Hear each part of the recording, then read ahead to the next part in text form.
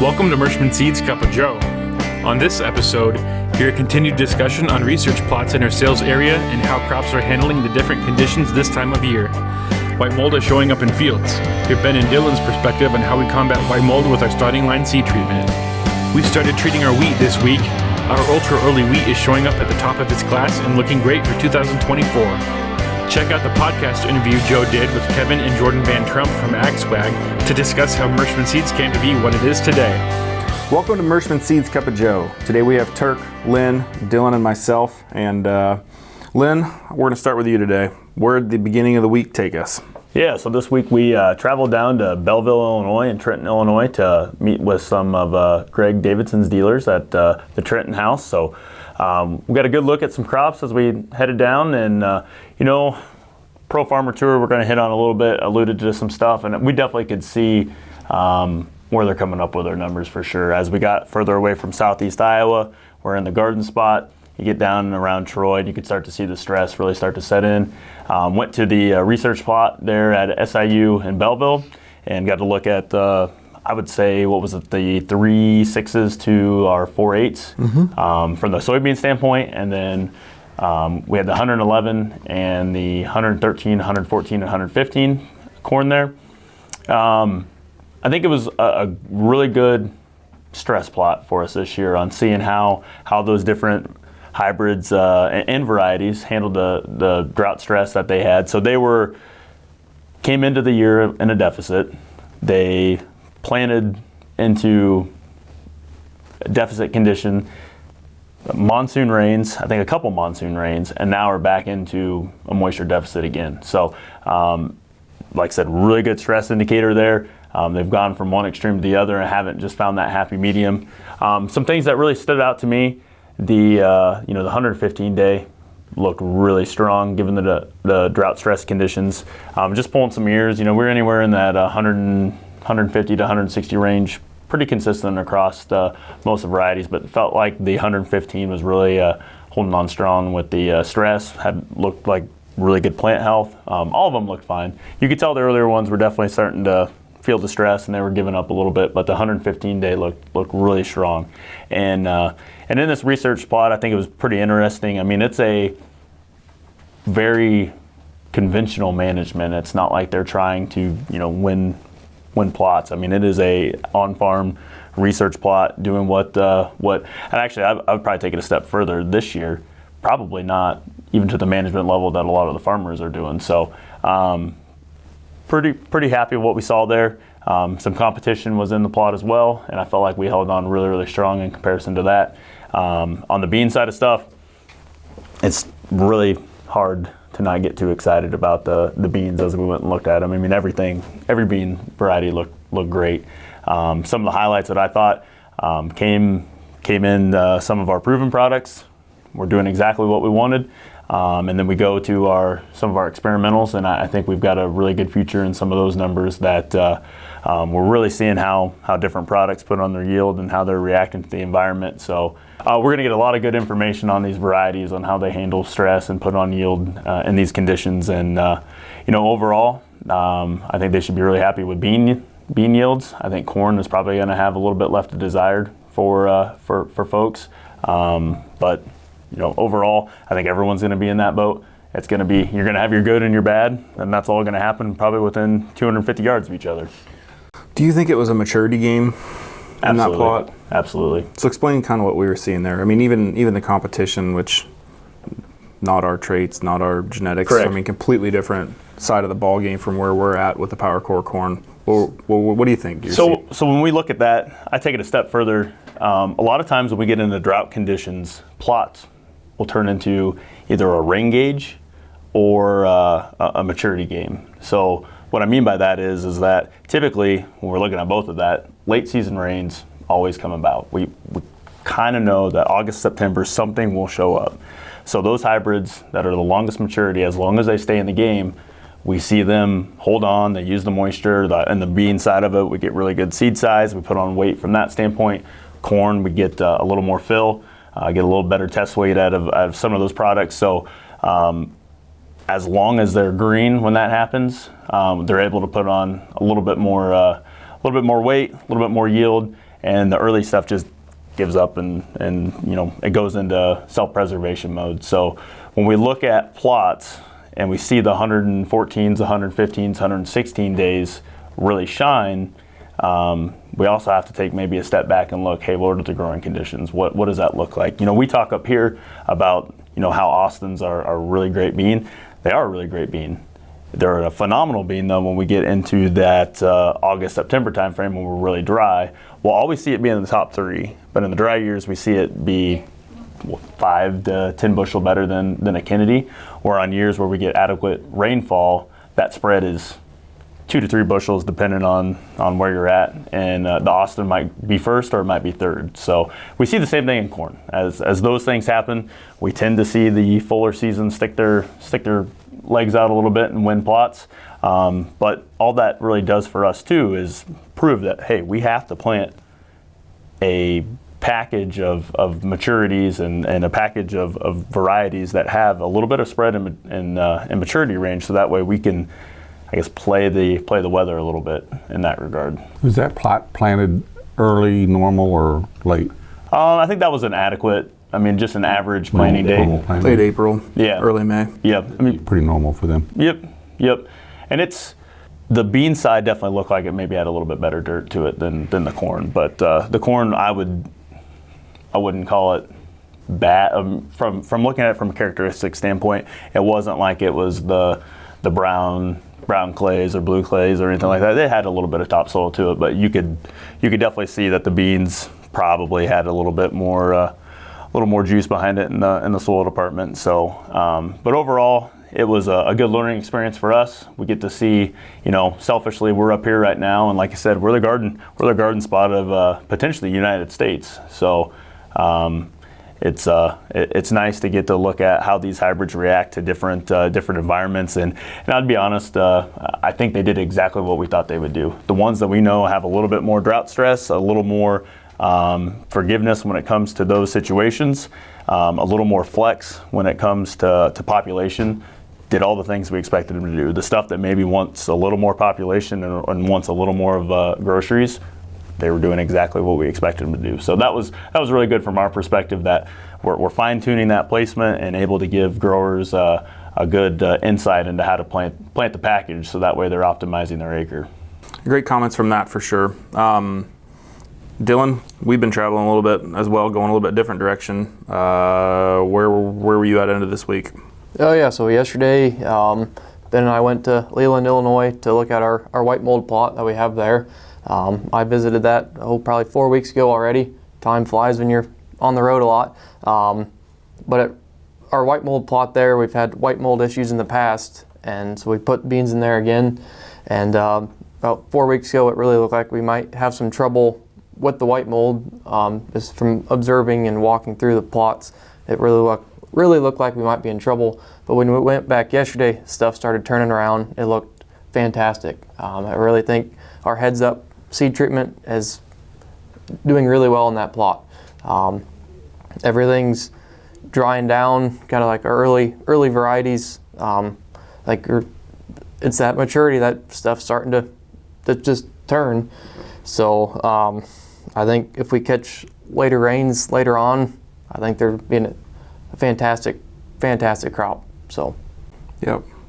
So I think that's probably a little bit of heat induced. I think that they were talking about some of those beans up in that neck of the woods were planted, the earliest part of April.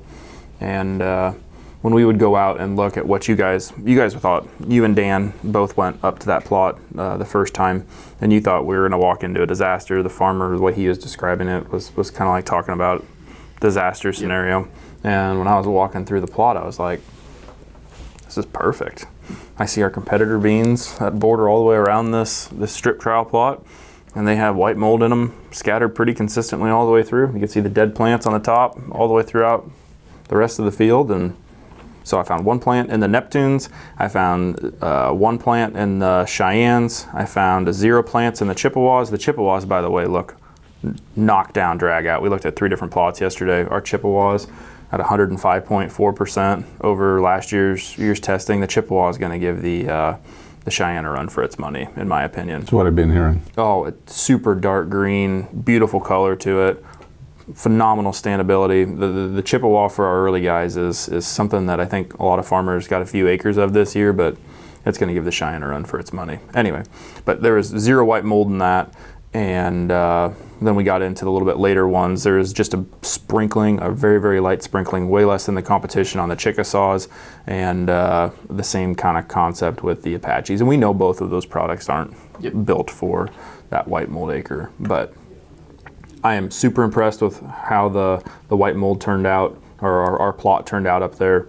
We looked at another plot that had white mold in it. We were in Hollandale, Wisconsin, and I could tell that the competition had white mold sprinkled throughout it, and ours were pin drop clean. So way less pressure in the second plot than what there was in the first, but there was a show plot on the second. I thought I might as well include that from the Hollandale as well, but we looked very, very sharp, and I think that heads up is something that's very, very, very worthwhile to our growers. So, Turk, what do you got going on this week? It's been hot. Yeah.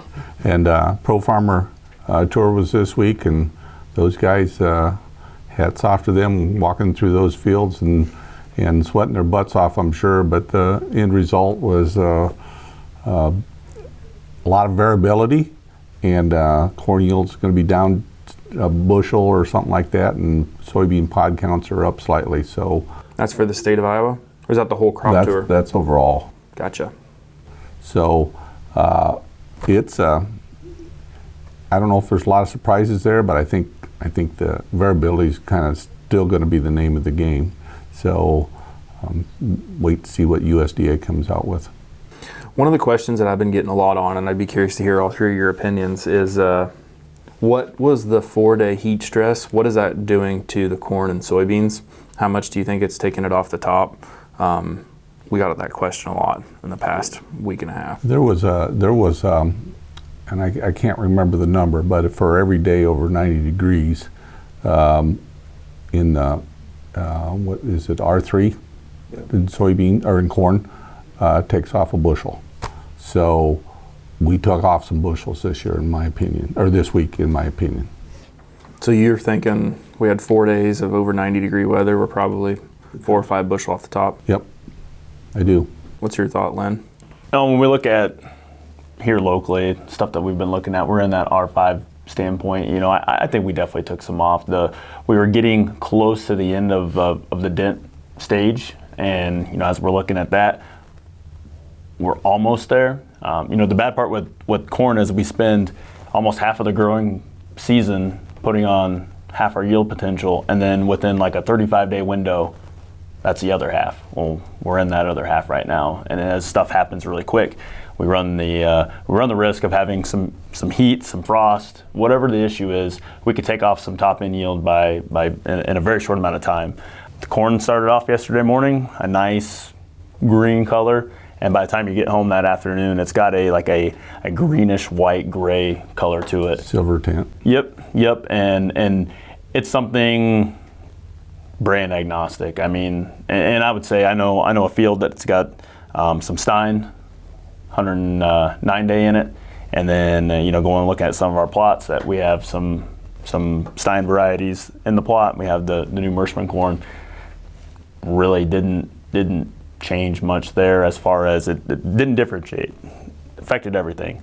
The one thing that I did notice though is we probably in certain areas didn't get hit as hard or didn't get as hot, and this morning had maybe the equivalent of 1/8 of an inch of rain. With how heavy that dew was, I mean, it was dripping off the truck, and the good areas of fields were back to a real dark green color.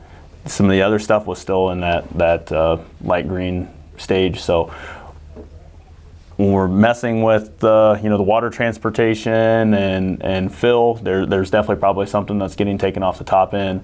I'd be really curious to see what the combines tell us though, because I don't think we're as bad as what potentially these dews have definitely. I mean, the heavy dews that we've had every morning have made a huge difference this week, reviving that plant overnight. And I was looking at some beans yesterday, and literally on playground sand, and I was shocked to look at those, and there was very little wilting going on even in those conditions. Now again, we've had heavy good rains in this area, but we're on the dry side again now.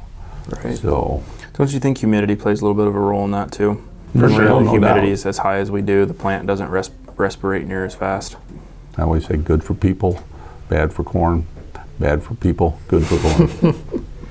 You know, we've had some daytime highs here that have been adverse, but we've had nearly a 30-degree temperature change from our nighttime lows. And I know it's not enjoyable to wake up at 72 degrees in the morning, but it's better than what earlier when we were in June and we were having some talks about how is this heat stress. Well, then we're dealing with a 7-degree change from time we woke up to time the high. So the corn maybe isn't getting down low enough where it goes into complete resting mode, but we are getting some relief by having some nighttime temperatures that's allowing that to kind of, I guess, say for the lack of better terms there. And beans, like I said, we're as long as the beans aren't shutting down, which I'd agree with you. There maybe is some of our seed production here that we grow in the real late group 2s, early group 3s that are probably getting close to that senescence standpoint. Maybe that sped those along, but our Kennedys, Monroes, Trimmans, Austins all are still in a great situation there to take on some moisture hopefully today, tomorrow, and get a little more weight in that pod fill development. Do you have any comments? Nope.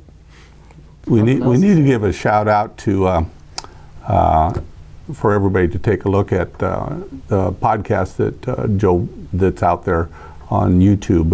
It's called Mershman Seeds: How I Built My Business. The Van Trump AgSwag. You can look it up on YouTube, and it's pretty interesting. And I think everybody will enjoy watching it. Yep, it does. You have Dylan and I listened to it on the way down to a field day to Brunswick, Missouri, and it gives the whole company background. So it's very candid. It's very Joe. It's just like you're sitting down talking to him right across from the table. Yep. So very, very good interview. I'd have to agree with that. Some of the plant things that were happening this week, we're getting ready to fire up on wheat. We had some polymer changes. We had some colorant changes to the mix this past, and that's not really important, but we had a little bit of a dust off issue for a couple customers. So we got all of that fixed by switching some blends around, and we got the color where we liked it. They did some drop tests to make sure that basically you pick a box way up in the air and pull the slide on it and make sure you don't have dust off. So some things are rocking and rolling on that. I can see probably by Monday, Tuesday, Wednesday next week, we're going to get a big chunk of our treatment done. Then we're going to run some untreated wheat for the guys that kind of want the untreated wheat and to get us ready to treat on the run for the very last minute orders. So things are rocking and rolling on the plant. What seemed to be a short summer break from box washing and everything else, the plant is now fired back up, and we're ready to roll full steam on wheat. So wanted to give a little bit of update that direction. Get your shed cleaned out so you can get your wheat in. That's right. And get your wheat ordered, because it's our Ulta-Earlys are looking to be extremely attractive this year from a sales standpoint. I mean, I think we're already a third of the way to our goal, and like I said, that don't ever want to scare anybody about supply, but the word is out. Mershman Ulta-Early yields well, and we're finding that we're selling some wheat in places we haven't sold before. So don't delay today. Get your order in now. Let's talk about that, because I kind of forgot about that and I didn't take a note on that. Dylan, what is the one variety that everybody's talking about, and what are they all saying about it? Binti. That is an amazing wheat. We ran into some growers that came up to us, and they had 64, 65 pound test weight with 110, between that 100 and 115 range of yield averages, and they were very excited. So full fields. Yes, not full 20 fields. acre Yep. patches, like hundreds of acres, making unbelievable yields. What did they say about how early it came out? I think it was around the June 15th range, wasn't it? Mm-hmm. Yep, June 15th, and they got double crop right in. They got some moisture right after, and double crop is looking really, really good for them. So Right. So, I mean, this is New Brunswick, Missouri. This is Southern Illinois. This is out east as well. Yep. So we had 3 different comments in the past 7 days where the Binti has hit 64, 65 pound test weight consistently. And everybody is excited because they are 7 to 10 days ahead of their neighbors. Yep. And the beans go in the ground. They got the moisture, just like what you just said. It's a phenomenal product, and you are right. Our percentage of sales of Ulta-Early just keeps climbing every year. So we got some good products that make things really fun when the plan goes as it's supposed to. Yep. I see Ben's got a smile on his face. I just did. It's hard to not be excited about it. I mean, Right. it's one of those, yeah, like you said, when we're getting, I mean, even the Maddie, not to bash or take away Binti's thunder, but we're hearing the same thing on that, and that's a little bit longer. But you go from Wisconsin to it won the plot down at Bockhorns by a considerable mile. I mean, the 129 bushel an acre, plot average of 105. Yep. It's just, it's really hard to not get excited about this wheat crop. And even if prices are just a little bit softer than what we were expecting last year, when you're pulling off 100 bushel averages, that's pretty neat. I know we really got fantastic wheat products, but I think your seed treatment, Ben, is helping us out a lot too. Yeah, I'm not going to argue against that at all. I think the tripidity in the wheat definitely makes a difference on getting stuff out of the ground. I think the extra insecticide keeps our populations where we need them. So, and it gives us that window to maybe push the envelope on the Hessian fly plant date, where we're maximizing that early plant window to get things going in a timely manner. absolutely.